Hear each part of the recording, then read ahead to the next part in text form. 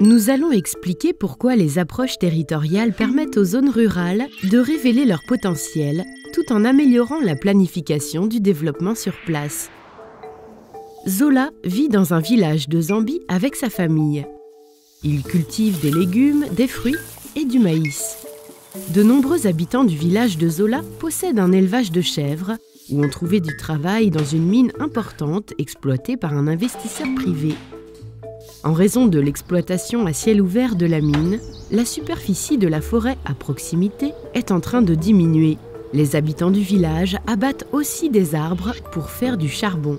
Tous ont des intérêts différents, ce qui provoque des conflits. Qui peut utiliser quelle terre pour ces activités? La pression sur les terres est aggravée par les conséquences du changement climatique. La population augmente, tout comme la demande en nourriture, emploi et énergie. Comment résoudre ce problème? L'approche territoriale aide à comprendre ce dont Zola et ses voisins dans le village ont besoin afin de mener une existence digne. Les défis et les potentiels de toutes les parties prenantes sont identifiés sur place. L'approche territoriale aide Zola et sa communauté à trouver des solutions et des compromis de manière collective. Et comment cela fonctionne exactement? Il s'agit tout d'abord de déterminer qui vit dans le village de Zola, quelles sont les activités de ses habitants et ce que cela signifie pour les ressources et les besoins futurs. En se basant sur ces informations, des scénarios concernant le développement du territoire sur le long terme peuvent être développés en prenant toujours en considération le facteur de durabilité. Zola et ses voisins sont maintenant en train de réfléchir à des solutions concernant les différentes utilisations des terres. Le changement climatique et la croissance démographique sont également pris en compte. Toutes les parties prenantes ont des intérêts différents.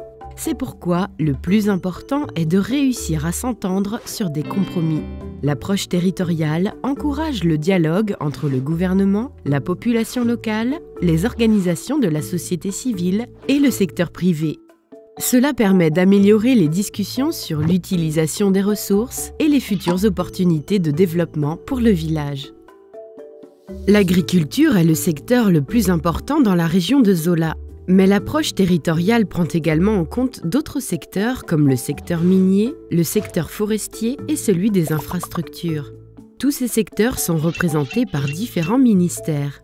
Une discussion intersectorielle sur l'utilisation des ressources existantes est donc nécessaire. Il sera ainsi possible d'identifier des concepts équilibrés pour le développement du village de Zola qui pourront également apporter des perspectives sur le long terme. En Zambie, le processus de décentralisation gagne du terrain.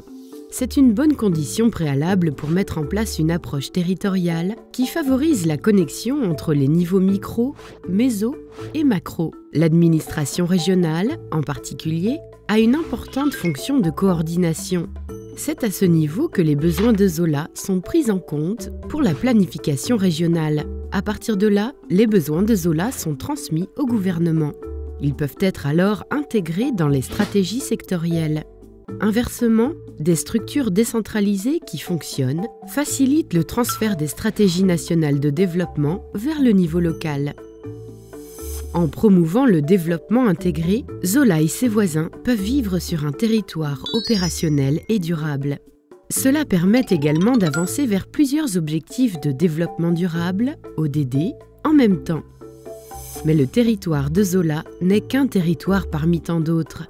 En connectant plusieurs territoires, une valeur ajoutée peut être créée à une plus grande échelle, au niveau local, régional, national ou mondial.